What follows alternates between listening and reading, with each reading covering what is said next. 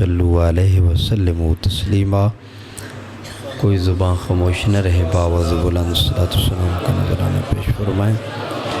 الصلاۃ والسلام علیک یا سیدی یا رسول اللہ وعلی آلک و اصحابک یا سیدی یا حبیبی یا حبیب اللہ۔ الصلاۃ والسلام علیک یا سیدی یا رحمت للعالمین وعلی آلک و اصحابک یا محبوب رب العالمین۔ الصلاۃ والسلام علیک یا سیدی یا نبی اللہ یا محبوب اللہ یا محمد رسول اللہ صلی اللہ علیہ وآلہ وسلم۔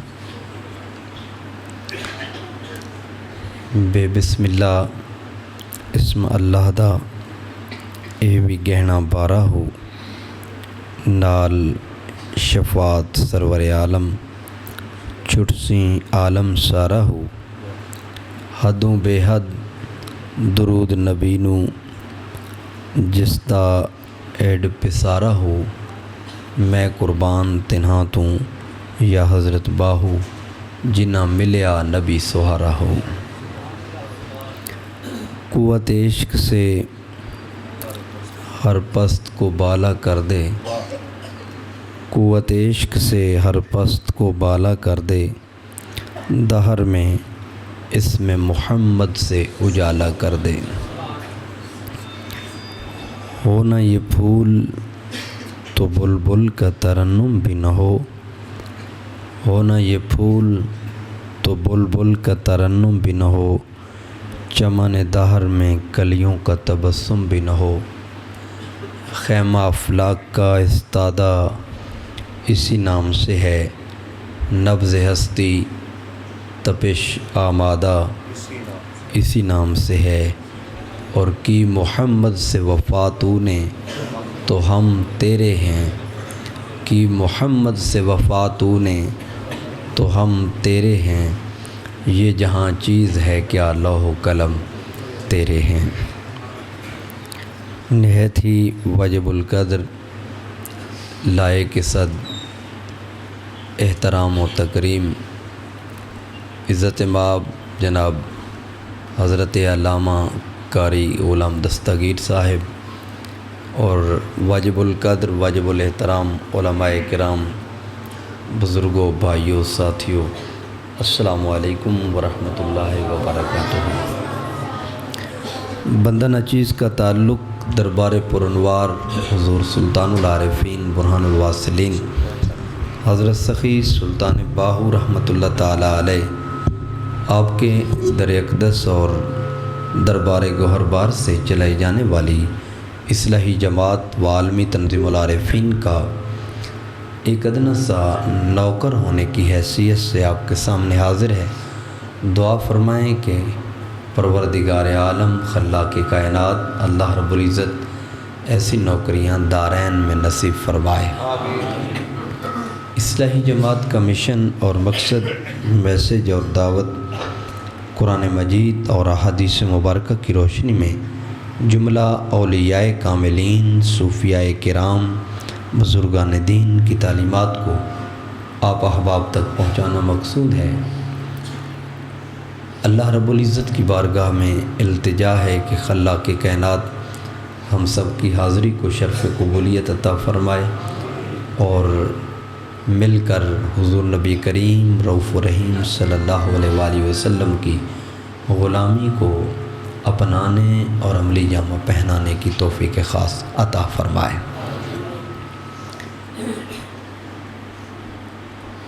آج کی اس نشست کے اندر دو اہم امور پر اختصار کے ساتھ دو ہی گزارشات عرض کر کے آپ احباب سے اجازت چاہوں گا۔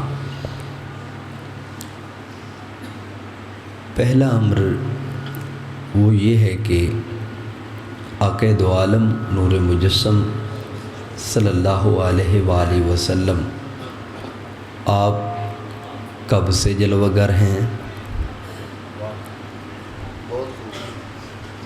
آقا دو عالم صلی اللہ علیہ وآلہ وسلم کا ذکر خیر کب سے ہے، اور حضور علیہ الصلوۃ والسلام کی آمد، حضور علیہ الصلوۃ والسلام کی جلوہ گری، جلوہ نمائی، یہ کب سے اس کے تذکرے، اس کا ذکر خیر اور اس کے لیے اللہ رب العزت نے قرآن پاک میں اور اللہ رب العزت کے انبیاء علیہم السلام نے اپنے اپنے دور مبارک میں کس قدر اور کس انداز میں ذکر خیر کیا۔ کیونکہ ایک سوال بہت زیادہ گردش کرتا ہے جب بھی یہ ماہ مقدس ربیع الاول شریف اس کا چاند نظر آتا ہے تو اس پر ایک سوال کو پھیلا دیا جاتا ہے کہ کیا حضور کی آمد کا ذکر یا حضور کے میلاد کا ذکر یا حضور علیہ الصلوۃ والسلام کی ولادت باسعادت کا ذکر کیا قرآن سے، سنت سے، صحابہ کرام علیہم الرضوان سے کیا اس کا کوئی ایویڈنس اور اس کا ثبوت اور اس کا حوالہ ملتا ہے؟ تو اس حوالے سے آج کی اس نشست میں جو اہم بات ہے وہ یہ ہے کہ آقا دو عالم صلی اللہ علیہ وآلہ وسلم کا جو ذکر خیر ہے اور حضور کی آمد کا ذکر خیر ہے، آقا علیہ الصلوۃ والسلام کی جلوہ نمائی اور جلوہ گری کا جو ذکر خیر ہے وہ فقط اس کائنات میں انسانیت کی تخلیق کے بعد سے نہیں بلکہ انسانیت کی تخلیق سے پہلے موجود ہے۔ ایک بات۔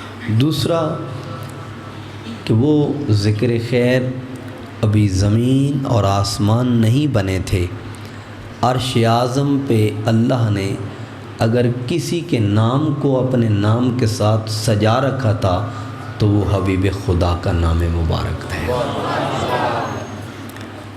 اور دوسری بات وہ جو بہت زیادہ اہم ہے، اس کی نسبت دوسری بات زیادہ اہمیت کی حامل ہے، اور وہ یہ ہے کہ آقا علیہ الصلوۃ والسلام کی جلوہ گری، جلوہ نمائی، آپ کے میلاد، آپ کی ولادت باسعادت، آپ کی خلقت مبارک اور آپ کی بعثت مبارک کے بنیادی مقاصد کیا ہیں۔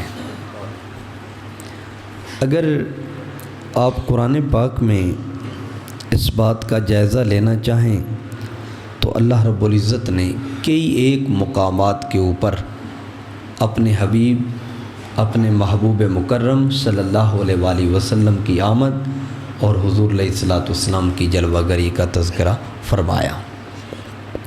یہ آپ کے سامنے قرآن پاک سے سورہ آل عمران ہے اور پارہ نمبر اس کا 3 ہے اور اس کی آیت نمبر 81 ہے، جس میں اللہ رب العزت نے آقا علیہ الصلوۃ والسلام کی آمد کا ذکر کیا۔ آیت مبارکہ میں سیر حاصل گفتگو کی جا سکتی ہے اور ہو سکتی ہے مالک کی توفیق، اس کی عنایت اور اس کے کرم سے اور اس کی عطا سے، لیکن آپ کے سامنے اختصار کے ساتھ صرف اس سے متعلق 2 چیزیں عرض کر کے دوسری جانب آنے کی کوشش کریں گے۔ یہ اللہ رب العزت نے جو اس آیت مبارکہ جو آپ کے سامنے پیش کرنا مقصود ہے، اس میں اللہ رب العزت نے ارشاد فرمایا وَإِذْ أَخَذَ اللَّهُ مِيثَاقَ النَّبِيِّينَ لَمَا آتَيْتُكُم مِّن كِتَابٍ وَحِكْمَةٍ ثُمَّ جَاءَكُم رَّسُولٌ مُّصَدِّقٌ لِّمَا مَعَكُمْ لَتُؤْمِنُنَّ بِهِ وَلَتَنصُرُنَّهُ۔ صرف اسی حصے میں آپ تھوڑا سا غور فرمائیں تو اللہ رب العزت ارشاد فرماتے ہیں وَإِذْ، یہ اذکر کے معنی میں ہے اور یاد کرو، یہ خلاق کائنات اس آیت کی ابتدا ہی یاد سے کرا رہا ہے۔ کس سے کرا رہا ہے؟ یاد سے۔ تو یاد کرانے کا مقصد یہ ہے کہ کوئی اہم امر ہے جس کی یاد خدا دلا رہا ہے۔ بات نہیں سمجھے میرے خیال میں، دوبارہ عرض کر دیتا ہوں کہ اللہ ایک چیز کو یاد کرا رہا ہے۔ دو دوست کسی ایک مقام پہ کوئی عہد کرتے ہیں اور وہ عہد زمانہ دراز کے بعد دہرایا جاتا ہے، تو دوست سے کہتا ہے ذرا اس عہد کو یاد کرنا، ذرا اس وعدے کو یاد کر، ذرا اس بات کو یاد کر۔ اب عہد ہے خدا کا اور لیا گیا ہے انبیاء سے، اور شروعات کی ہیں حضور علیہ الصلوۃ والسلام کے دور مبارک میں، جبکہ اس عہد کو اس کائنات میں نہیں لیا گیا، اس ناسوت کے عالم میں نہیں لیا گیا، اس عالم دنیا کے اندر اس عہد کو نہیں لیا گیا۔ یہ عہد عالم ارواح میں اللہ رب العزت نے اپنے انبیاء سے لیا، اپنے محبوب علیہ الصلوۃ والسلام کے متعلق لیا، اور اس پر خلاق کائنات نے جب اس آیت مبارکہ کو قرآن پاک میں نازل کیا تو فرمایا وَإِذْ، یعنی یاد کرو اس عہد کو جو اللہ نے اپنے نبیوں سے لیا۔ اس سے واضح ہوتا ہے کہ بات کوئی اہم ہے، اور بات کس کی ہے؟ محبوب خدا کی ہے، امام الانبیاء کی ہے، حضور رسالت مآب صلی اللہ علیہ وآلہ وسلم کی ذات اقدس کی ہے۔ فرمایا یاد کرو، اخذ اللہ میثاق النبیین، اللہ نے عہد لیا انبیاء علیہم السلام سے۔ اب یہاں پر بہت ساری چیزیں جن کے اوپر بے شمار نکات عرض کیے جا سکتے ہیں، لیکن اس میں ایک چیز آپ کے سامنے عرض کرنا چاہتا ہوں۔ عہد لے رہا ہے خدا اور لیا جا رہا ہے انبیاء علیہم السلام سے، اور لیا کن کے بارے میں جا رہا ہے؟ وہ آقا دو عالم نور مجسم صلی اللہ علیہ وآلہ وسلم، آپ کی ذات گرامی اور آپ کی ذات اقدس کے حوالے سے۔ اب قرآن میں آپ گہرائی سے جب جا کے دیکھتے ہیں اور قرآن پاک کا عمیق نظری سے، قرآن پاک کا قرآن میں غوطہ زنی سے، قرآن میں فکر، سوچ بچار، تدبر اور تفکر سے جب اس بات کا آپ جائزہ لیتے ہیں تو نتیجتاً ایک بات واضح ہوتی ہے کہ قرآن کے اندر کوئی بات ایسی نہیں جو مضبوط نہ ہو، پختہ نہ ہو، جس میں قوت، طاقت اور جس میں دلیل اور برہان موجود نہ ہو۔ ہر بات ہی پختہ اور مضبوط ہے، مگر جب اللہ رب العزت نے انبیاء سے اپنے محبوب کی بات کی تو وہاں پر فرماتا ہے میثاق النبیین، عہد کے ساتھ اس کو منسلک کر کے بیان کیا۔ جبکہ اس کی توحید کی بات ہو وہاں میثاق کا ذکر نہیں کرتا۔ قل هو اللہ احد اللہ الصمد لم یلد ولم یولد ولم یکن لہ کفوا احد۔ اس کا کوئی جواب دے کہ یہ عالم ارواح کی بات نہیں، یہ تو عالم دنیا کی بات ہے، تو چلو آؤ عالم ارواح کی بات کر لیتے ہیں۔ اللہ نے فرمایا الست بربکم، یہ عالم ارواح کی بات ہے، کیا میں تمہارا رب نہیں؟ یہاں تو اللہ نے کوئی عہد نہیں لیا، یہاں تو میثاق کی بات اللہ نے نہیں فرمائی، یہاں تو عہد کا تذکرہ خلاق کائنات پروردگار عالم نے نہیں کیا۔ لیکن جب محبوب کی بات آئی، محبوب کی آمد کی بات آئی اور محبوب سے متعلق بات آئی تو عہد کی بات کی۔ اب قرآن کی اساس اور بنیاد کو دیکھیں نا، اللہ رب العزت نے حالت ترتیب میں جس سورت کو مقدم رکھا وہ ہے سورہ فاتحہ، اور شروع کہاں سے ہوتی ہے؟ الحمدللہ رب العالمین الرحمن الرحیم مالک یوم الدین ایاک نعبد و ایاک نستعین۔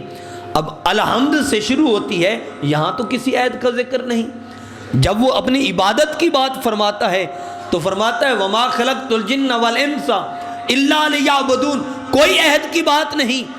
تو اللہ فرماتا ہے قرآن میں کہ ہر جگہ عہد کی ضرورت نہیں ہوتی۔ یا اللہ حکمت کیا ہے؟ فرمایا میرا پورا قرآن یہ شک اور شبہ سے پاک اور منزہ اور مبرہ ہے۔ ذالک الکتاب لا ریب فیہ، فرمایا یہ وہ کتاب ہے جس میں شک و شبہ کی کوئی گنجائش نہیں۔ یا اللہ جب تیرے کلام میں، تیرے فرمان میں، تیرے قرآن میں شک و شبہ کی گنجائش نہیں تو پھر محبوب سے متعلق جب بات کی تو عہد کیوں لیا؟ اس کی حکمت کیا ہے؟ اللہ نے فرمایا یہی تو سمجھانا چاہتا ہوں کہ بات اتنی اہم ہے جس کے بغیر نہ تم ایمان تک رسائی حاصل کر سکتے ہو، جس کے بغیر نہ میری بارگاہ کے قرب اور تقرب تک حاصل کر سکتے ہو رسائی۔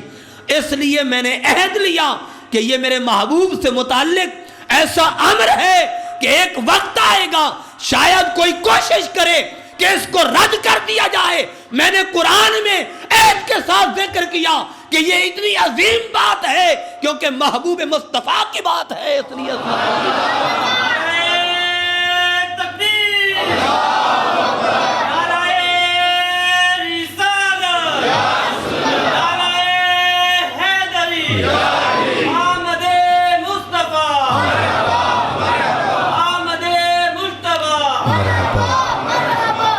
اللہ رب العزت نے عہد لیا۔ حکمت کیا تھی؟ کیونکہ حکمت یہ تھی کہ آمد مصطفیٰ کا ذکر ہے۔ کس کا ذکر ہے؟ آمد مصطفیٰ کا۔ اور ایک وقت جس کے اندر ہر طرف سے الہاد، بے دینی یہ گھیر لے گی، تو یہاں پر حضور کی آمد پہ، حضور کی ولادت پہ، حضور کے میلاد پہ، آقا علیہ الصلوۃ والسلام کی آمد مبارک کے تذکروں پہ جب بات ہونے لگے گی تو اللہ رب العزت نے لاکھوں سال پہلے اس مسئلے کو حل فرما دیا۔ فرمایا یہ میرے محبوب کی آمد کی بات ہے، ابتدا میں کر رہا ہوں، شروع میں کر رہا ہوں، جو جو کرتا جائے گا وہ سنت خدا کو زندہ کرتا جائے گا۔ اب کیا بات ہے؟ فرمایا لما آتیتکم، عہد انبیاء سے ہے۔ ویسے بھی ایک دنیا کا اصول ہے، آپ جانتے ہیں، یہاں ایک دیہات کے ماحول میں آپ رہتے ہیں کہ علاقے کا کوئی سفید پوش شخص، بااعتماد شخص، قابل بھروسہ شخص، اس کے بارے میں علاقے کے لوگ کہتے ہیں کہ یار آپ کے بارے میں فلاں شخص گواہی دے دے تو ہم آپ کی بات کو مان جائیں گے، ہم اس بارے میں بات کرنا ترک کر دیں گے کہ آپ سے یہ معاملہ، یہ واقعہ، یہ چیز سرزد نہیں ہوئی کیا کہ آپ کے بارے میں فلاں شخص نے گواہی دے دی، فلاں شخص نے آپ کے بارے میں بات کر دی۔ اب بات ہے امام الانبیاء کی، کرنے والا خدا، سننے والے انبیاء علیہم السلام، تو اللہ رب العزت نے اس کو میثاق اور پختہ عہد کے ساتھ منسلک کر کے بات واضح کر دی کہ یہ بات اتنی اہم ہے جس کو میثاق سے منسلک کر کے بیان کرنا اس لیے لازم ہے کہ کسی دور میں بھی آمد مصطفیٰ اور میلاد مصطفیٰ پہ کوئی طعن نہ کر سکے، کوئی تنقید نہ کر سکے۔ اس لیے اللہ رب العزت نے صرف عوام الناس سے یہ عہد نہیں لیا، بلکہ اللہ رب العزت نے انبیاء کی جماعت اور ان سے عہد لیا تاکہ یہ واضح ہو جائے کہ جب عہد انبیاء دے رہے ہیں تو عوام الناس کو تو انبیاء کی پیروی کرنا لازم ہے۔ اس سے واضح ہوتا ہے کہ جب انبیاء سے عہد لیا گیا تو عوام الناس سے اس عہد میں کتنی پختگی لی جائے گی، اس کا اعتبار کتنا پختہ ہوگا، یہ قرآن کی یہی نص اور قرآن کی یہی آیت بتلاتی ہے۔ فرمایا لما آتیتکم،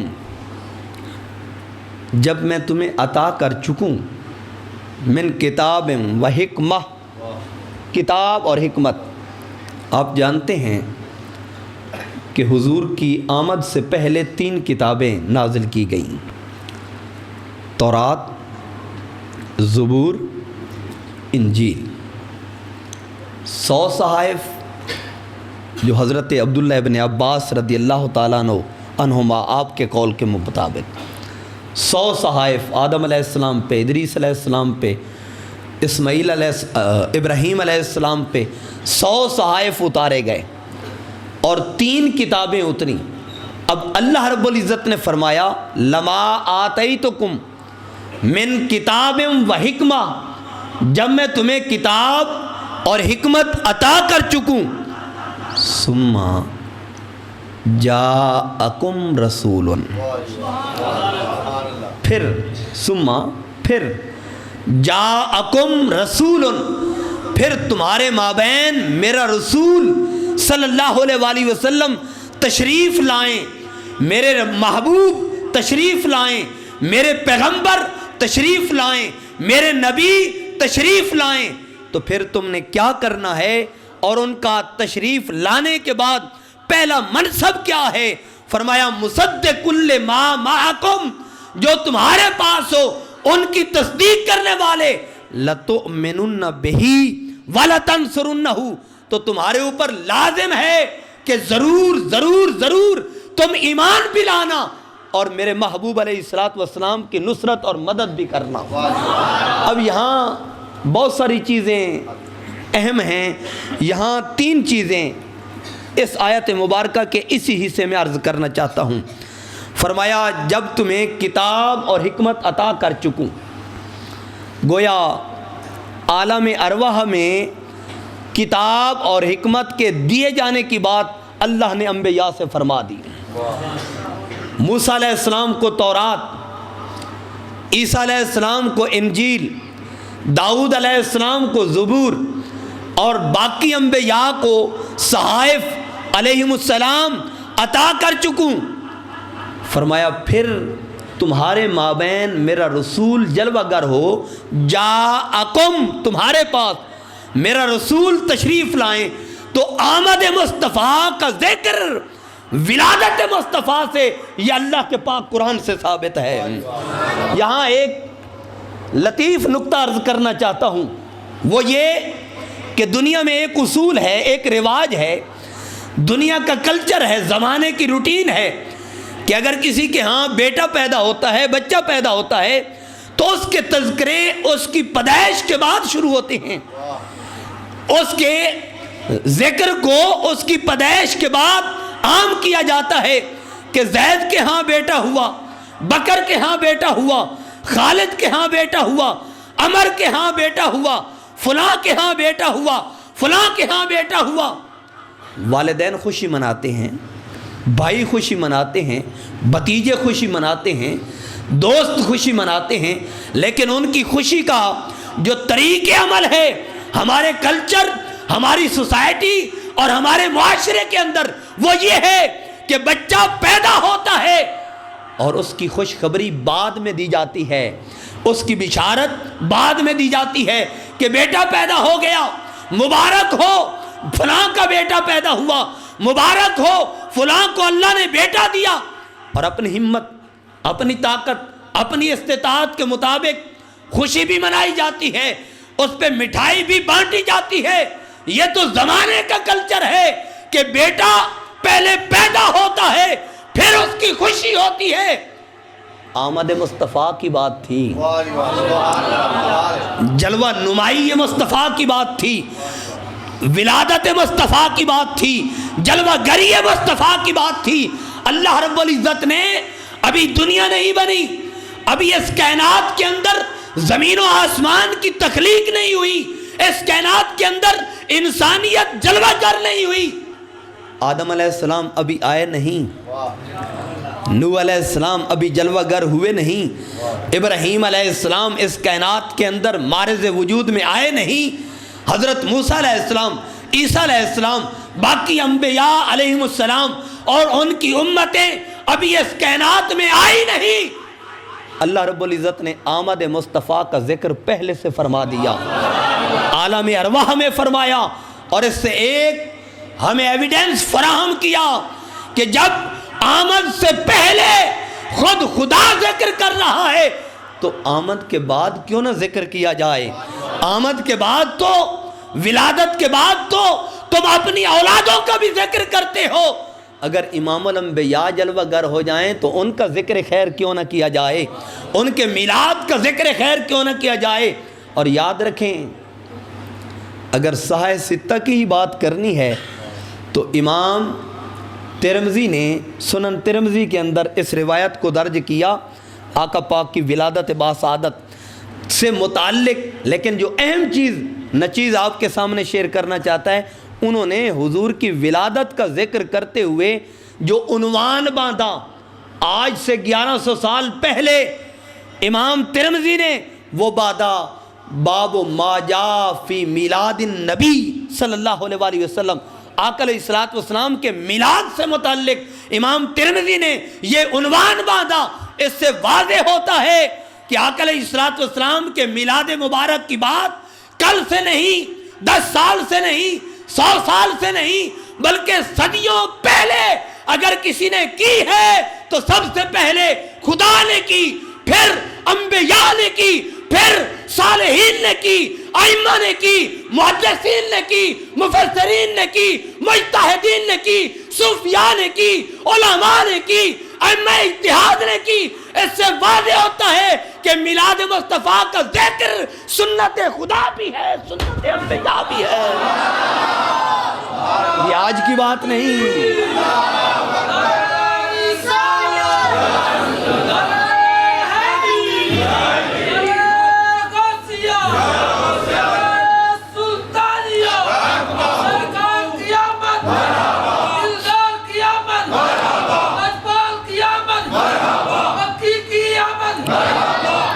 اس سے واضح ہوتا ہے کہ حضور کی آمد تو تب سے مذکور ہے، آقا علیہ السلام کی ولادت اور آمد کا ذکر تو تب سے مذکور ہے جب دنیا بنی ہی نہیں تھی۔ امام اصبہانی نے حلیت الاولیاء کے اندر اسے ذکر کیا، امام نبہانی نے فضائل محمدیہ صلی اللہ علیہ وآلہ وسلم کے اندر ذکر کیا۔ حضرت موسیٰ علیہ السلام نے اللہ کی بارگاہ میں ہم کلامی کا شرف پایا، وَأَوْحَى اللَّهُ إِلَى نَبِيٍّ مِّن بنی اسرائیل، اللہ رب العزت نے بنی اسرائیل کے نبیوں میں سے ایک نبی موسیٰ علیہ السلام کی طرف وحی کی، اور اللہ رب العزت نے وحی کس چیز کی اور اس میں ذکر کس کا کیا؟ اس میں ذکر آقا دو عالم صلی اللہ علیہ وآلہ وسلم کا ذکر کیا، اور اللہ رب العزت نے آقا علیہ السلام کا ذکر کرتے ہوئے جب حضور کی عظمت بیان کی تو عرض کی، اے بار الہ ومن احمد، جن کا ذکر اتنا کیا جا رہا ہے وہ ہیں کون؟ جن کا تذکرہ اتنا کیا جا رہا ہے وہ ہیں کون؟ اللہ رب العزت نے فرمایا، اے میرے پیارے نبی، اے میرے کلیم، اے موسیٰ علیہ السلام، وہ میرے وہ نبی ہیں جن کا تذکرہ اور جن کا نام نامی کتبت اسمہ ما اسمی قبل خلق الارضین والسماوات، فرمایا ابھی زمین نہیں بنی تھی، ابھی آسمان نہیں بنے تھے، میں نے ان کا نام اپنے نام مبارک کے ساتھ پہلے عرش اعظم پہ لکھ رکھا تھا۔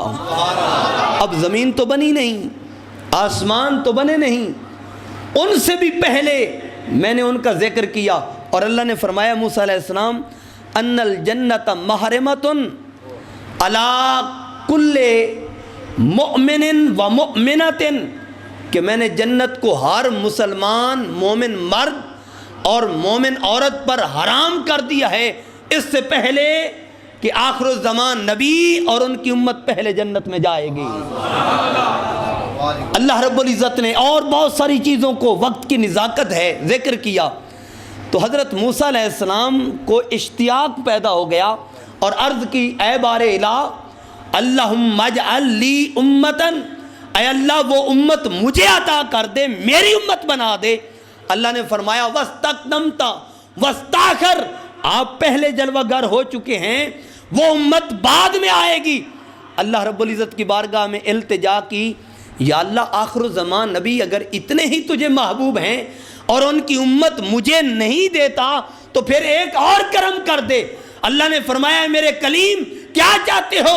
عرض کی، اللہم اجعل نبی من امتک، اے اللہ اس امت سے مجھے بھی کر دے جس نبی کو وہ امت تو نے عطا کی ہے، جس کی فضیلت، جس کا شرف یہ ہے کہ جب تک وہ اور ان کے نبی جنت میں نہیں جائیں گے کوئی بھی نہیں جا سکتا، تو ایک کرم مجھ پہ کر دے کہ مجھے بھی ان کا امتی بنا دے اور ان کا امتی۔ اب موسیٰ علیہ السلام نے عرض کی اللہ مجھے ان کا امتی بنا دے۔ اللہ رب العزت نے فرمایا اے موسیٰ علیہ السلام، اے میرے کلیم، وہ بعد میں جلوہ گر ہوں گے، آپ تو ابھی جلوہ گر ہو چکے ہیں، لیکن ایک وقت آئے گا جب مقام جنت ہوگا تو وہاں پر ان کو اور آپ کو ایک جگہ پہ اکٹھا کر دوں گا، ان کو ملا دوں گا۔ اب یہاں جو اہم بات ہے وہ یہ ہے کہ موسیٰ علیہ السلام فقط نبی نہیں، نبوت کا منصب آپ کے پاس، رسالت کا منصب آپ کے پاس، کلیم ہونے کا منصب آپ کے پاس، صاحب کتاب رسول ہونے کا منصب آپ کے پاس، یہ اتنے مناسب، ان کے باوجود آخر الزمان نبی کی امت سے ہونے کی دعا کی جا رہی ہے۔ تو یہاں ایک نقطہ ملتا ہے، وہ یہ کہ یہ امت اپنی صفوں کی تلاشی تو لے، آخر خدا نے ان کی صفوں میں ایسا رکھا کیا ہے کہ نبی بھی ان میں بیٹھنا چاہ رہے ہیں، رسول بھی ان میں بیٹھنا چاہ رہے ہیں، پیغمبر بھی ان کی صفوں میں بیٹھنا چاہ رہے ہیں۔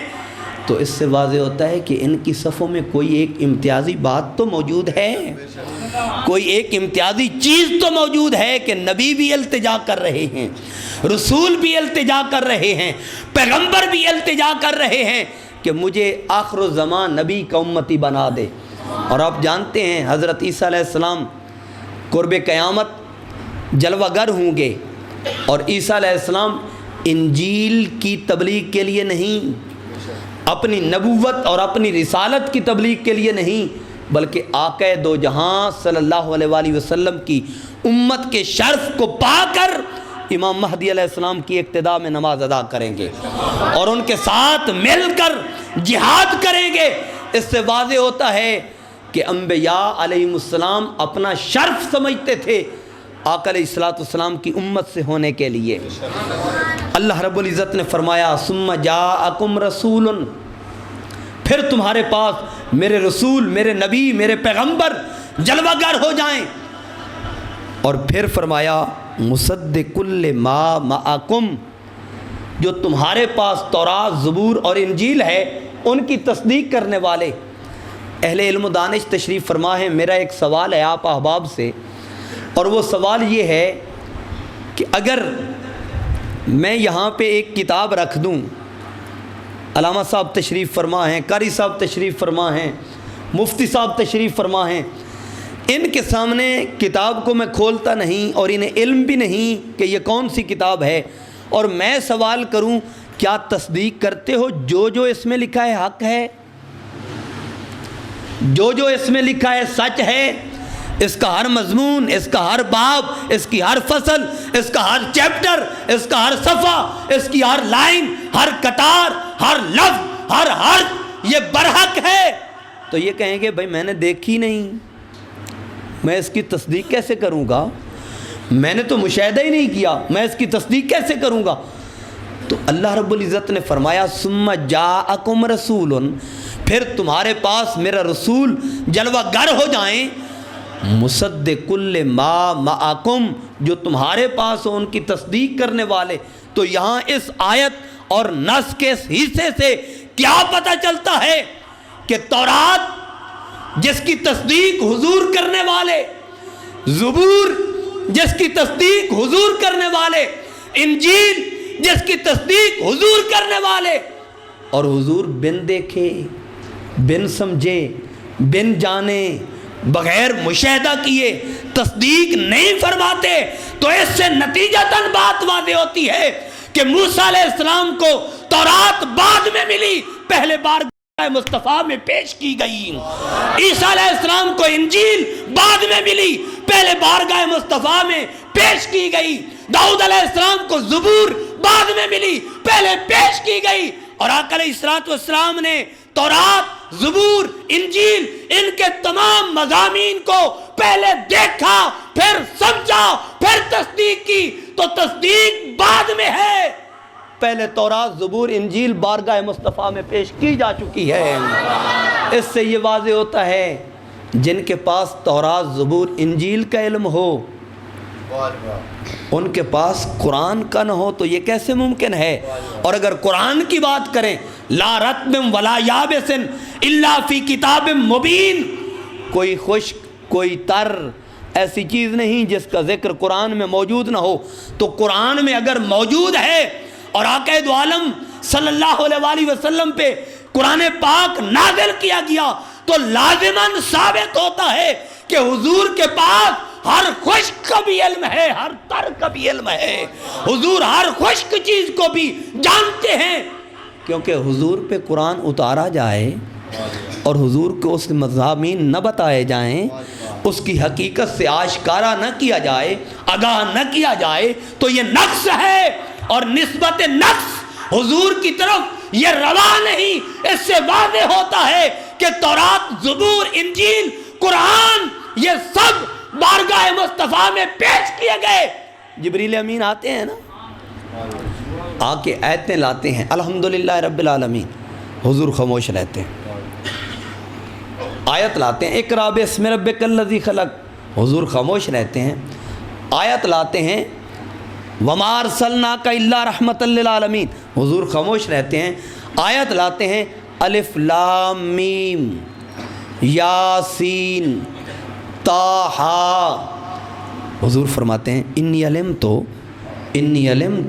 علم تو جبریل سوچنے میں مجبور ہو جاتے ہیں کہ جن کا پتہ مجھے ہے ان پہ حضور خاموش رہتے ہیں، اور جن کا مجھے بھی پتہ نہیں حضور فرماتے ہیں میں جانتا ہوں، تو واضح ہوا کہ جبریل بعد میں لے کے آئے، علم مصطفیٰ میں پہلے لائی گئی، کیونکہ یہ عالم ارواح کی بات ہے، یہاں کی بات نہیں، عالم ارواح کی بات ہے۔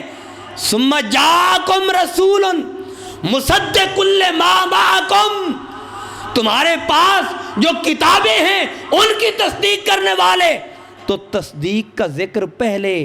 اس سے ایک مسئلہ یہ بھی ثابت ہوا عالم ارواح کا جو معاملہ ہے وہ بعد میں ہوا، پہلے تورات زبور انجیل قرآن بارگاہ مصطفیٰ میں پیش کر دیا گیا۔ اس پر ایک دلیل صحیح بخاری سے اور دیگر کتب سے عرض کرنا چاہوں گا۔ آقا علیہ السلام فرماتے ہیں، بڑی توجہ طلب بات ہے، حضور فرماتے ہیں کنت نبیم و آدم بین الروح والجسد، میں اس وقت بھی نبی تھا جب آدم علیہ السلام جسم اور روح کے، بولیں یار، جسم اور روح کے، کنت نبیم و آدم بین الماء والتین، میں اس وقت بھی نبی تھا جب آدم علیہ السلام پانی اور مٹی کے درمیان تھے۔ تو میرا سوال ہے تخلیق آدم تو ابھی ہوئی نہیں، تعمیر آدم تو ابھی ہوئی نہیں، وجود آدم تو ابھی پانی اور مٹی کے درمیان ہے، اور آدم علیہ السلام ابھی جسم اور روح کے مابین ہے، اور حضور فرماتے ہیں کنت نبیا، میں اس وقت بھی نبی تھا، اس وقت بھی نبی تھا۔ مفتیان کرام تشریف فرمائیں، جو غور طلب بات ہے، حضور فرماتے ہیں میں اس وقت نبی تھا، تو میرا سوال یہ ہے کہ نبی تھا اس وقت، تو نبوت ذات ہے یا صفت؟ بات نہیں سمجھے بھائی، نبوت صفت ہے حضور کی، محمد نبی، محمد رسول، محمد امی، محمد نور، محمد بشیر، محمد نذیر، تو بھائی یہ نبوت حضور کی ذات نہیں، یہ حضور کی صفت، رسالت حضور کی صفت، بشیر ہونا حضور کی صفت، نذیر ہونا حضور کی صفت، داعی اللہ ہونا حضور کی صفت۔ اور حضور فرماتے ہیں کنت نبیم و آدم بین الماء والتین، میں اس وقت بھی نبی تھا جب آدم علیہ السلام پانی اور مٹی یا جسم اور روح کے درمیان تھے۔ تو جن کی صفت تخلیق آدم سے پہلے ہے، ذرا ان کی ذات کو تلاش کرو، وہ کب سے ہوگی؟ بھئی یہ تو صفت ہے، اس کو آسان کر لیتے ہیں۔ زید عالم ہے، زید حکیم ہے، زید ڈاکٹر ہے، زید لیکچرر ہے، زید قاری ہے، زید حافظ ہے، زید مفتی ہے، زید قاضی ہے، تو بھائی زید ہوگا تو مفتی ہوگا، زید ہوگا تو طبیب ہوگا، زید ہوگا تو لیکچرر ہوگا، زید ہوگا تو وکیل ہوگا، زید ہوگا تو حکیم ہوگا۔ اگر زید ہی نہیں تو حکمت کہاں، زید ہی نہیں تو وکالت کہاں، زید ہی نہیں تو قرات کہاں، زید ہی نہیں تو حفظ کہاں؟ تو ذات پہلے صفت بعد میں۔ حضور فرماتے ہیں میں اس وقت نبی تھا جب آدم علیہ السلام پانی اور مٹی کے درمیان تھے، تو پانی اور مٹی کے درمیان جب گارا بن رہا تھا وجود آدم کا، اس وقت حضور نبی تھے، تو صفت اس وقت تھی، ذات کب سے ہوگی؟ اچھا ایک اور بات، یہ پانی ایک وجود ہے نا، مٹی ایک وجود ہے، اور حضور فرما رہے ہیں کن تو نبیم وآدم بین الماء والتین، آدم علیہ السلام پانی اور مٹی کے درمیان تھے جب میں اس وقت بھی نبی تھا۔ ابھی آدم علیہ السلام کا وجود نہیں بنا، پانی اور مٹی کے درمیان تھے، گارا تھا، میں اس وقت بھی نبی تھا۔ تو پانی ایک وجود، مٹی ایک وجود، اور ان دونوں کو دیکھا جا رہا ہے، مٹی کو بھی دیکھا جا رہا ہے، پانی کو بھی دیکھا جا رہا ہے۔ تو میرا دوسرا سوال آپ سے یہ ہے کہ کیا حضور کی یہ زہری آنکھ مبارک بنی تھی؟ بات نہیں سمجھے۔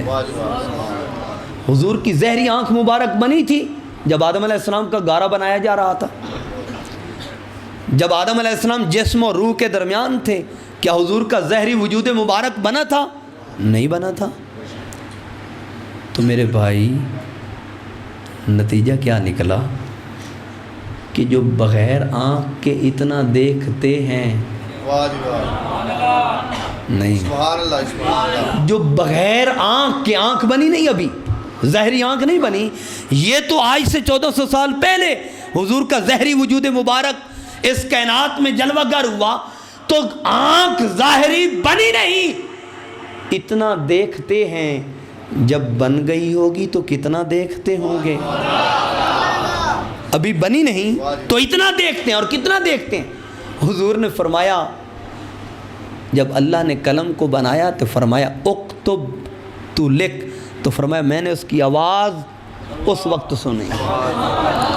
اور حضور خود فرماتے ہیں اول ما خلق اللہ القلم، اللہ نے سب سے پہلے قلم کو پیدا کیا لکھنے کے اعتبار سے۔ تو جو قلم کی آواز کو بغیر کانوں کے سنتے ہیں، تو جب کان مل گئے ہوں گے تو کتنا سنتے ہوں گے، کتنا سنتے ہوں گے۔ آؤ صحیح بخاری سے اس بات کا جائزہ لیتے ہیں۔ حضور فرماتے ہیں واللہ انی لارا من خلفی کما بین یدیا، فرمایا اللہ کی عزت کی قسم، لارا میں ضرور ضرور ضرور دیکھتا ہوں، کما بین یدیا جس طرح سامنے، من خلفی پیچھے۔ یا رسول اللہ پیچھے کتنا دیکھتے ہو؟ فرمایا جب کچھ نہیں بنا تھا تو تب مصطفیٰ تک رہے تھے، آدم علیہ السلام بن رہے تھے نا، ابھی زمین و آسمان بنے نہیں۔ حضور خود فرماتے ہیں میں اس وقت بھی تھا، آدم علیہ السلام بن رہے تھے، اب گارا بنا تھا اور پانی اور مٹی کو مکس کیا جا رہا تھا، ذات مصطفیٰ تب بھی تک رہی تھی۔ تو جو بغیر آنکھوں کے پیچھے اتنا تکتے ہیں، یا رسول اللہ آگے کتنا دیکھتے ہیں؟ فرمایا پہلے جنتی اور آخری جنتی کو بھی جانتا ہوں، پہلے جہنمی اور آخری جہنمی کو بھی جانتا ہوں۔ اس سے واضح ہوتا ہے کہ تیرا میرا دیکھنا اور ہے، مصطفیٰ کا دیکھنا اور ہے۔ ہم دیکھنے میں آنکھوں کے محتاج، مصطفیٰ دیکھنے میں آنکھوں کے محتاج نہیں، بلکہ آنکھیں مصطفیٰ کی محتاج ہیں۔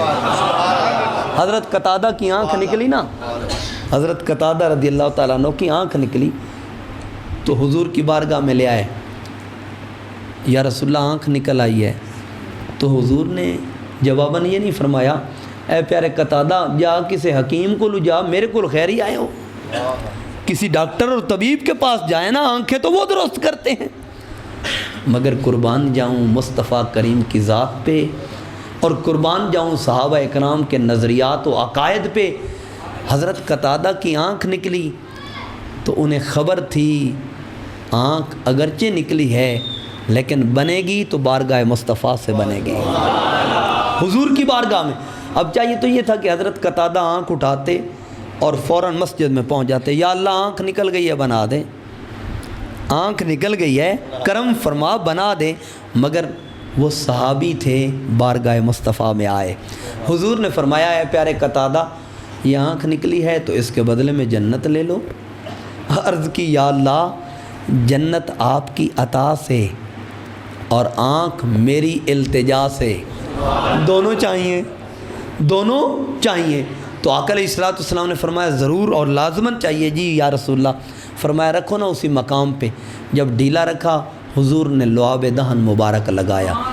حضرت قتادہ فرماتے ہیں جو فطرت نے دی تھی اور قدرت نے دی تھی، دن کو تکتی تھی رات کو نظر نہیں آتا تھا اندھیرے میں، مصطفیٰ کریم نے دی وہ دن سے بڑھ کر رات کو تکا کرتی تھی. اس سے واضح ہوا کہ آنکھیں مصطفیٰ کریم کی محتاج ہیں، مصطفیٰ کریم آنکھوں کے محتاج نہیں ہوں. اب آئیے اللہ نے فرمایا مصدق لما معکم لتؤمنن بہ ولتنصرنہ. اے انبیاء کی جماعت تمہارے اوپر لازم ہے کہ ضرور تم نے ایمان بھی لانا ہے اور ان کی مدد، ان کی نصرت اور ان کی تائید بھی کرنی ہے. جو نچیز نے عرض کیا تھا دو باتیں، میرے خیال میں ایک بات بھی، کیونکہ ابھی آیت کا آدھا حصہ ہوا ہے اور بات ابھی بہت زیادہ رہتی ہے، اسی ضمن میں ایک اور سوال کا جواب عرض کرتا جاؤں، اور دوسری بات اگر اللہ نے پھر کبھی موقع دیا تو انشاءاللہ عرض کروں گا.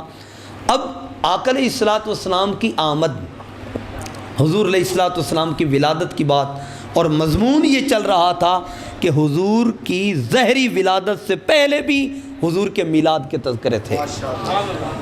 اگر کوئی کہے کہ یہ تو عالم ارواح کی بات ہے، ذرا کوئی اس دنیا کی بات تو بتائیں جس میں آمد مصطفیٰ، میلاد مصطفیٰ، ولادت مصطفیٰ اور آقا علیہ الصلوۃ والسلام کی جلوہ گری اور جلوہ نمائی کا ذکر ہو. تو آؤ سورۃ صف اٹھاؤ، آیت نمبر 6 اٹھاؤ اور پارہ نمبر 28 اٹھاؤ. اللہ رب العزت نے ارشاد فرمایا وَإِذْ قَالَ عِیسیٰ ابْنُ مَرْیَم یا بنی اسرائیل انی رسول اللہ الیکم مصدقا لما بین یدی من التوراۃ. یہ حضرت عیسیٰ علیہ السلام بنی اسرائیل کی قوم سے فرما رہے ہیں، فرمایا میں تمہاری طرف اللہ کی طرف سے رسول اور پیغمبر بن کے آیا ہوں اور تصدیق کرنے والا ہوں جو تمہارے پاس تورات ہے. پھر فرماتے ہیں وَمُبَشِّرًا بِرُسُولٍ يَأْتِي مِن بَعْدِ اسْمُهُ احمد. فرمایا خوشخبری دیتا ہوں رسول کی جو میرے بعد جلوہ گر ہوں گے اور ان کا نام نامی اسم گرامی احمد ہوگا. کیا نام ہوگا؟ ایک پیارا سا جملہ ہے قرآن کا اور وہ ہے وَمُبَشِّرًا، خوشخبری دو. تو میرا سوال ہے خوشخبری پہ جشن ہوتا ہے یا غم؟ بات نہیں سمجھے. جب خوشخبری ہو تو وہاں خوشی ہوتی ہے یا غم؟ تو اللہ کو عیسیٰ علیہ السلام کا 600 سال پہلے کا جملہ اتنا پسند آیا کہ اس کو قرآن کا حصہ بنا دیا. یا اللہ حکمت کیا ہے؟ فرمایا میرے محبوب کے میلاد کا ذکر ہے قرآن میں شامل نہ کروں تو اور کیا کروں. تو حضور کے میلاد کا جملہ خدا کو اتنا پسند آیا کہ 600 سال بعد اسے قرآن کا حصہ بنایا اور قیامت تک اسے برقرار رکھا، بعد قیامت اسے باقی رکھا. یا اللہ حکمت کیا ہے؟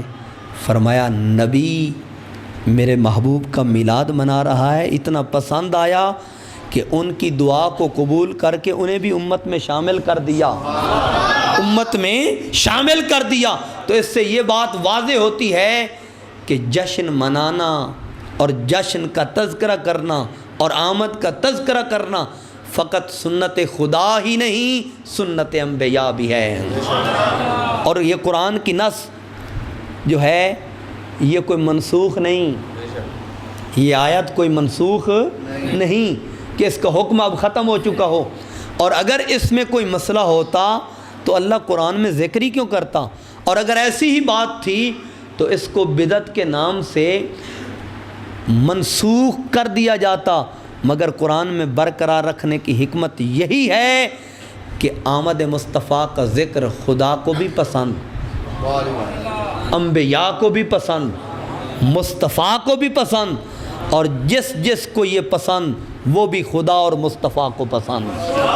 تو جو چاہتا ہے کہ میں اللہ اور اس کے رسول کو پسند آ جاؤں تو آمد مصطفیٰ کے جشن منایا کرے، ولادت مصطفیٰ کے جشن منایا کرے۔ اگر پھر سوال پیدا ہو جائے کہ یہ تو حضور کی ولادت سے پہلے کی بات ہے، ذرا کوئی صحابہ کے دور کی بات بتاؤ، تو آؤ، یہ بھی کوئی اپنی طرف سے نہیں اور کسی ضعیف روایت سے نہیں، صحیح مسلم کی روایت، کتاب الزہد کی روایت۔ حضرت برہ رضی اللہ تعالیٰ عنہ روایت کرتے ہیں، جب حضور مکہ سے مدینہ کی طرف روانہ ہوئے تو قبیلہ سلیم میں آقا پاک تشریف فرما ہوئے۔ حضرت ابو لیلہ رضی اللہ تعالیٰ عنہ، جن کو حضرت ابو ایوب انصاری نے وہ خط دیا تھا، تو آپ حضور جلوہ گر تھے، لوگوں کا جمع غفیر تھا۔ حضرت ابو لیلہ آخر پہ کھڑے ہو گئے۔ حضور نے فرمایا، یہ علامہ سید محمود آلوسی نے بھی اسے ذکر کیا، علامہ ابن کثیر نے بھی اس کو ذکر کیا، دیگر تاریخ مدینہ دمشق میں اس کو ذکر کیا گیا، الکامل فی التاریخ کے اندر ابن عدی نے اسے ذکر کیا، دیگر متعدد مفسرین اور محققین نے اسے ذکر کیا۔ پیچھے آ کے کھڑے ہوئے، حضور نے فرمایا انت ابو لیلہ، آپ ابو لیلہ ہیں؟ تو وہ حیران ہوا، بڑی عجیب بات ہے، میں پہلی بار مل رہا ہوں اور حضور فرمانے آپ ابو لیلہ ہیں؟ فرمایا وما کا کتاب من طب الاول، فرمایا تیرے پاس تو اکیلا نہیں آیا، تیرے پاس میرا ایک خط بھی ہے جو طب یمانی نے لکھا تھا، طب حمیری نے لکھا تھا، وہ خط بھی تیرے پاس ہے۔ وہ حضور کے قدموں میں پڑے، آقا علیہ الصلوۃ والسلام نے انہیں دائرہ اسلام میں داخل کیا۔ دائرہ اسلام میں داخل ہونے کے بعد حضور نے فرمایا ارجع الی القوم فبشر ہو، جاؤ اپنی قوم کے پاس لوٹ جاؤ اور انہیں بشارت دو، محبوب مصطفیٰ جلوہ گر ہونے والے ہیں۔ حضرت ابو لیلہ فرماتے ہیں میں واپس گیا، میں ہر گھر کی کنڈی کھڑکا کے نا، دروازہ کھٹکھٹا کے میں کہتا تھا حضور آنے والے ہیں، حضور جلوہ گر ہونے والے ہیں۔ فرماتے ہیں جس کے پاس میں جاتا ہر ایک کوئی مجھے درہم دیتا، کوئی مجھے دینار دیتا، کوئی مجھے سواری دیتا، کوئی مجھے اونٹ دیتا، کوئی مجھے گھوڑا دیتا، ہر ایک مجھے دے رہا تھا۔ جب سب کو پتہ چل گیا کہ حضور آنے والے ہیں تو ہوا کیا؟ فرماتے ہیں فصائد الرجال والنساء فوق البیوت، مرد اور عورتیں چھتوں پہ چڑھ گئے، اپنے مکانات، محلات اور اپنی اپنی عمارات کی چھتوں پہ چڑھ گئے۔ وَتَفَرَّقَ الْغِلْمَانُ وَالْخُدَمْ فِي الطُّرُقِ، جو ابھی بچے تھے اور نوجوان جوانی کو پہنچ رہے تھے، وہ گلیوں میں چکر لگا رہے تھے اور کہہ کیا رہے تھے؟ ینادون یا محمد یا رسول اللہ، یا محمد یا رسول اللہ، یا محمد یا رسول اللہ۔ وہ صدا لگا رہے تھے کہ مصطفیٰ کریم جلوہ گر ہونے والے ہیں۔ حضور پہنچے، حضور نے فرمایا یہ کون سا کام ہے اور یہ کون سی روا بات ہے؟ نہیں فرمایا، حضور خوش ہوئے۔ اور مزے کی بات دیکھیں، امام مسلم نے اس روایت کو کتاب الزہد میں ذکر کیا، چاہیے تو یہ تھا کہ اسے کتاب المناقب میں ذکر کر دیتے، کیونکہ حضور سے متعلق ہے، حضور کے احوال سے متعلق ہے، کتاب المناقب میں ہوتی تو زیادہ خوبصورت، مگر امام مسلم نے اسے کتاب الزہد میں رکھا۔ حکمت کیا تھی؟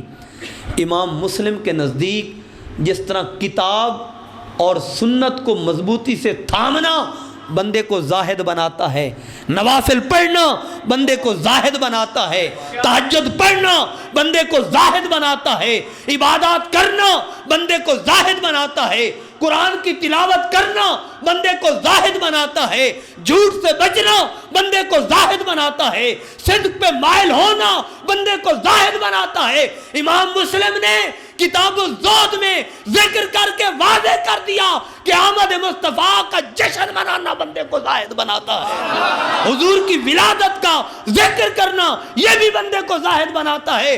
اس سے واضح ہوا کہ جو زاہد بننا چاہتا ہے وہ ندا لگایا کرے، یا محمد و یا رسول اللہ، یا محمد و یا رسول اللہ، یا محمد و یا نبی اللہ، یا محمد و یا حبیب اللہ، یا محمد و یا محبوب اللہ، یہ ندا لگایا کرے، اسے دل کا تقوی بھی نصیب ہو جائے گا، وہ زاہد بھی بن جائے گا، متقی اور پرہیزگار بھی بن جائے گا۔ آخر میں ایک گزارش جو اس سے اہم ہے کہ یہ مسائل کیوں پیدا ہوتے ہیں، یہ معاملات کیوں پیدا ہوتے ہیں کہ حضور یا حضور کے نسبت والوں، چاہے وہ صحابہ اکرام ہوں، اہل بیت اطہار ہوں، اولیاء کاملین ہوں، صوفیاء کرام ہوں، بزرگان دین ہوں، اہل حق علماء ہوں، ان سے متعلق بات کیوں نکلتی ہے؟ بات زبان کی نہیں، بات آنکھ کی نہیں، بات دماغ کی نہیں، بات ہاتھ کی نہیں۔ میرا آپ سے سوال ہے، یہ زبان جو حرکت کر رہی ہے کیوں؟ یہ آنکھ میں جو بینائی کار فرما ہے کیوں؟ یہ ہاتھوں میں قوت گرفت ہے کیوں؟ یہ پاؤں میں قوت چلنے کی ہے کیوں؟ یہ کانوں میں قوت سماعت کی ہے کیوں؟ بھائی زبان میں خون کی سرکولیشن بند ہو جائے، زبان حرکت کرے گی؟ آنکھوں میں خون کی سرکولیشن بند ہو جائے، بینائی کام کرے گی؟ ہاتھ سے خون کی سرکولیشن کم ہو جائے، کہتے ہیں شل ہو گیا، یہ حرکت کریں گے؟ تو خون کی سرکولیشن کا آغاز کہاں سے ہوتا ہے؟ کہاں سے؟ دل سے۔ تو اس کا مطلب ہے آنکھ کو اگر آپ درست کرنا چاہتے ہو تو آنکھ کا علاج آنکھ کا نکالنا نہیں، اس کی بیس کو درست کرو، اور اس کی بیس ہے دل۔ زبان کی بیس ہے دل، کان کی بیس ہے دل، ہاتھ کی بیس ہے دل، پاؤں کی بیس ہے دل، دماغ کی بنیاد ہے دل۔ اگر دل خراب ہو، خیال بھی برے، عمل بھی برے، سوچ بھی بری، نظریہ بھی برا، فکر بھی بری، مشاہدہ بھی برا، یہ سب چیزیں بری ہو جاتی ہیں۔ کیوں؟ کہ دل ہی خراب ہے۔ کتاب الرقاق میں امام مسلم نے روایت ذکر کی، حضور نے فرمایا ان فی الجسد مضغۃ اذا صلحت صلح الجسد کلہ اذا فسدت فسد الجسد کلہ۔ فرمایا بندے کے وجود میں ایک ٹکڑا ہے، اگر وہ ٹھیک ہے تو پورا جسم ٹھیک، اگر وہ خراب ہے تو پورا جسم خراب ہے۔ باویں آب زمزم نال دھو کے کعبے چیز رکھو، ٹھیک نہیں ہونا، پورا وجود خراب۔ صحابہ کرام نے عرض کی ما ہی یا رسول اللہ، وہ کیا ہے؟ فرمایا الا وہی القلب، وہ دل ہے۔ تو اگر وجود کو درست کرنا ہے تو کس کو درست کرنا ہوگا؟ اور دل کس سے درست ہوتا ہے؟ عارفوں کے سلطان فرماتے ہیں الف اللہ، الف اللہ چمبے دی بوٹی، مرشد من میرے وچ لائی ہو، نفی اسبات دا پانی ملیا، ہر رگے ہر جائی ہو، اندر بوٹی مشک مچایا، جاں پھلن تے آئی ہو، جیوے مرشد کامل باہو، جہیں بوٹی لائی ہو۔ اللہ کا نام دل پہ کرو نقش۔ بکری زندہ ہو، بکری زندہ ہو اور اس کا گوشت کاٹ کے کھاؤ، حلال ہے؟ حرام ہے۔ کیا ہے؟ کیونکہ اس پہ تکبیر نہیں پڑھی گئی، اللہ کا نام نہیں لیا گیا۔ تیرے کھانے کا معاملہ ہو تو اللہ کے نام کے بغیر ہو تو حلال نہیں، اور اس وجود کو اللہ کی بارگاہ میں لے جانے کا معاملہ ہو اور بغیر اللہ کے نام کے لے کے مسجد میں آ جائے تو پھر ماتھے پہ بھی نشان ہوگا نا، یہ محراب تو بن جائے گا، معراج نہیں ملے گی۔ اگر معراج حاصل کرنا چاہتے ہو تو پھر پہلے اللہ کا نام کی ضرب دل پہ لگاؤ، خدا کی قسم سجدے میں جاؤ گے تب بھی معراج، سجدے سے سر اٹھاؤ گے تب بھی معراج۔ مدت ہوئی سنتے ہیں نغمے، نہ جانا اب تک کہ ساز کیا ہے، جبیں پہ داغ سجود بھی ہے، نہ جانا اب تک نماز کیا ہے۔ داغ سجود گر جبیں پہ ہوا تو کیا، کوئی ایسا سجدہ بھی کر کہ زمین پہ نشان رہے۔ اور اقبال یہی بات فرماتے ہیں، اقبال کہتے ہیں جو میں سر بسجدہ ہوا کبھی تو زمین سے آنے لگی صدا، تیرا دل تو ہے صنم آشنا، تجھے کیا ملے گا نماز میں۔ اگر نماز کو معراج تک پہنچانا ہے تو اس کی اکائی دل کی اصلاح ہے۔ اس سے نہ کوئی پیر بری ہو سکتا ہے، نہ مرید، نہ عالم، نہ مفتی، نہ قاضی، نہ قاری، کوئی بھی اس سے بری نہیں ہو سکتا۔ نہ خان، نہ مہر، نہ چودھری، نہ رانا، کوئی بھی اس سے بری نہیں ہو سکتا۔ نہ ادنا، نہ اعلیٰ، نہ عرفہ، کوئی بھی اس سے بری نہیں ہو سکتا۔ نہ امیر، نہ غریب، نہ فقیر، کوئی بھی اس سے بری نہیں ہو سکتا۔ چاہے وہ عقل کے کسی پیمانے پہ جا چکا ہو، کوئی بھی اس سے بری نہیں ہو سکتا جب تک اپنے دل کی اصلاح نہیں کر لیتا۔ نہ وہ خدا کو پسند ہے، نہ مصطفیٰ کو پسند ہے، کیونکہ انما الاعمال بالنیات، اعمال کا دار و مدار نیات پہ ہے، اور نیت دل سے ابھرتی ہے، اور دل پاک ہوتا ہے اللہ کے ذکر سے۔ اللہ تعالی ہمیں عمل کی توفیق عطا فرمائے، حضور کی کامل محبت عطا فرمائے، اور ہمارے سینوں کو حضور کے عشق سے منور فرمائے۔ وآخر دعوانا ان الحمد للہ رب العالمین۔